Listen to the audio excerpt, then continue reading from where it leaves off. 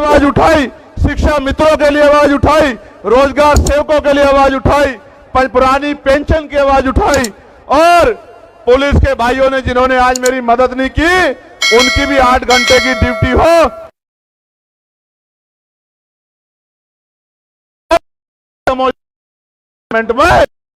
में का काम किया। और हम पंचायत से लेकर लोकसभा तक संसदीय प्रणाली में रिजर्वेशन मिलता है।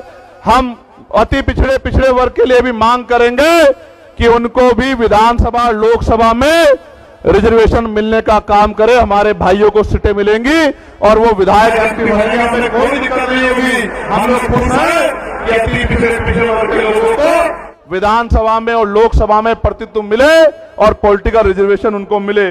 और कानून व्यवस्था अच्छी करने के लिए, इस अन्याय को रोकने के लिए हमें मजबूती से आवाज उठानी पड़ेगी। आज हालात क्या है?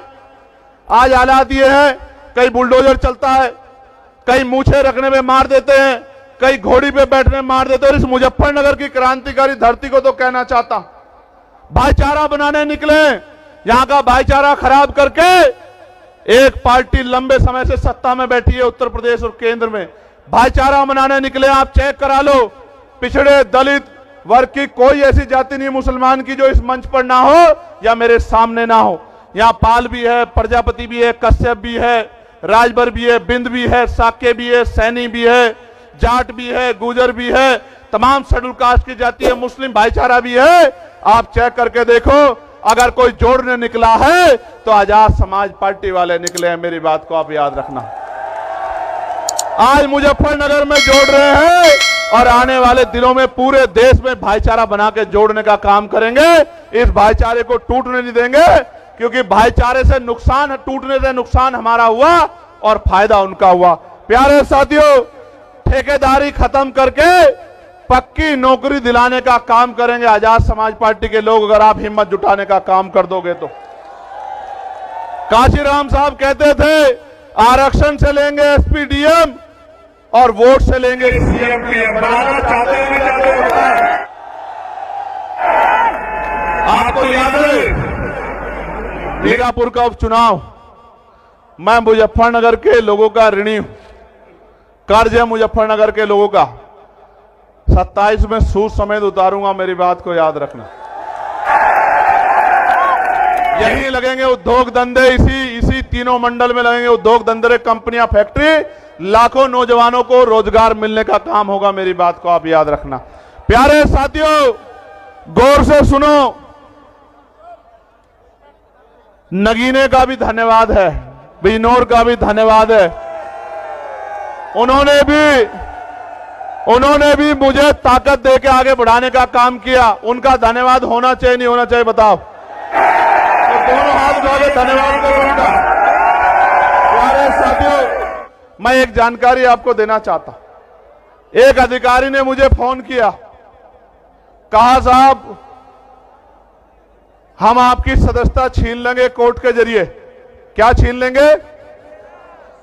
मैंने उनसे कहा भाई ये सदस्यता आपकी दिलाई भी नहीं है, ये मेरे लोगों ने मुझे दी। अगर वो कह देंगे तो एक नहीं 1000 बार छोड़ दूंगा। वो आप आज कह दो कि भैया ये काम मत करो, घर बैठ जाओ, तो वचन दे कहता हूं कि वापस नहीं आऊंगा, घर जाके बैठ जाऊंगा। अगर आप आज कह दोगे, आप आज कह दो, लेकिन इनके कहे से सदस्यता छोड़ने वाला नहीं हूं। एक चंद्रशेखर को रोकने की कोशिश करोगे, विधानसभा में 203 चंद्रशेखर बना के भेजेंगे उत्तर प्रदेश में, हम लोग याद रखना। आपको याद है ना मैंने नारा क्या दिया है?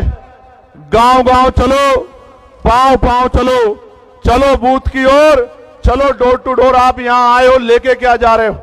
यहां से घर जाओगे तो चैन से मत बैठना, कोई मीडिया ना दिखाए, फर्क मत करना, अपने आप घर से निकलना, रोजाना 1 घंटा काम करना। इस बात के लिए काम करना कि जब राजकाज बनेगा तो मेरी किसी बहन बेटी पे अन्याय अत्याचार कोई गुंडा नहीं कर पाएगा, हमारी ताकत बनेगी। इसलिए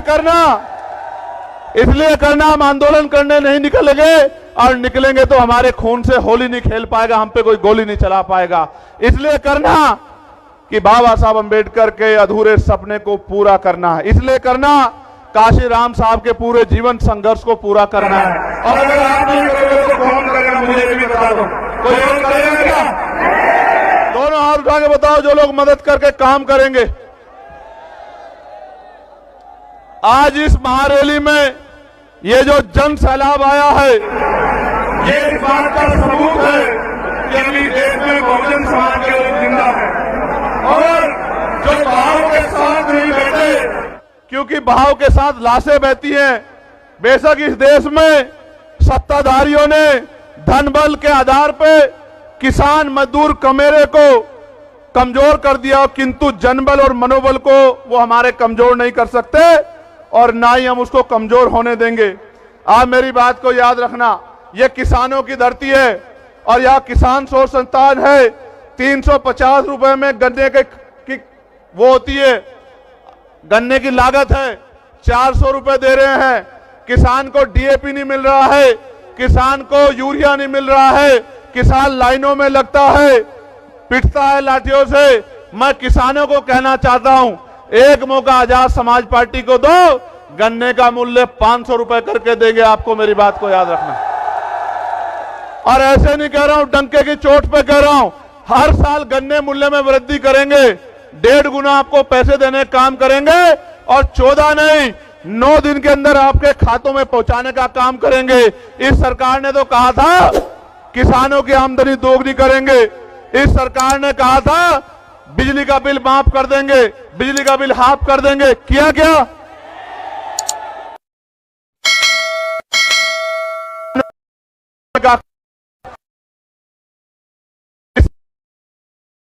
उत्तर प्रदेश के लोग मेरठ हाईकोर्ट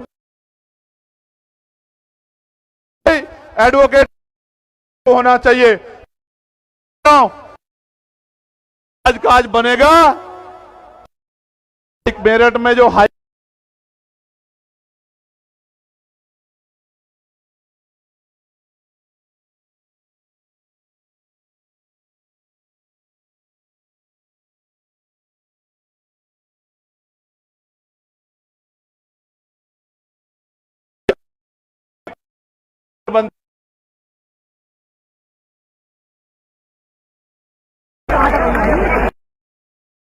मेरे प्यारे साथियों, आप लोग स्वाभिमानी लोग हो ना? स्वाभिमानी लोग हो या नहीं हो बताओ?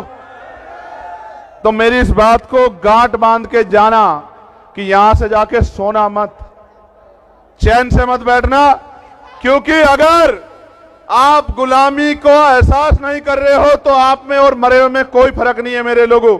आज भी अच्छी रोटी कपड़ा मकान नहीं मिल रहा है, सम्मान नहीं मिल रहा है, आज भी अच्छे घर नहीं है, अच्छी पढ़ाई नहीं है, अच्छा रोजगार नहीं है, अच्छी चिकित्सा सेवाएं नहीं है। क्यों? 75 साल से कांग्रेस भाजपा के लोगों ने किया क्या है? सिर्फ वोट के आधार पर कुर्सी बैठने के अलावा क्या किया है? उनको मेरे लोगों का दर्द क्यों नहीं दिखाई देता? उनको हमारे घरों में बुलडोजर क्यों नहीं दिखाई देता? उनको हमारे मुस्लिम नेताओं को जेल में ठूस के बंद करना क्यों नहीं दिखाई देता? मैं इसलिए कह रहा हूं, उनको किसान नहीं दिखाई देता, नौजवान नहीं दिखाई देता, उनको दिखाई देता है तो सत्ता दिखाई देती है। आपको भी दिखना चाहिए तो आजाद समाज पार्टी का नीला झंडा दिखना चाहिए, उनका निशान दिखना चाहिए।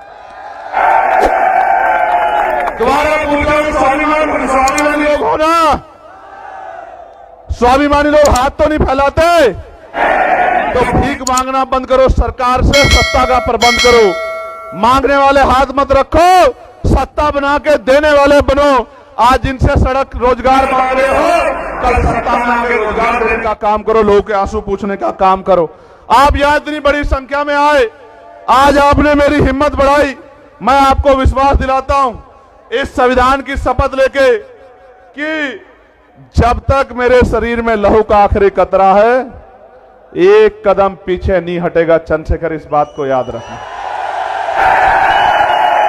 फिर कह रहा हूं, ठाकुर के लोगों का धन्यवाद देता हूं, बुलंदशहर के लोगों का धन्यवाद देता हूं, गौतम बुद्ध नगर गाजियाबाद का धन्यवाद देता हूं, बागपत मेरठ का धन्यवाद देता हूं, अमरोहा का, संभल का, मुरादाबाद का धन्यवाद देता हूं, बिजनौर के लोगों का धन्यवाद देता हूं, सहारनपुर शामली के लोगों का धन्यवाद देता हूं और सबसे ज्यादा धन्यवाद मुजफ्फरनगर के लोगों का देता हूं। मेरी बात को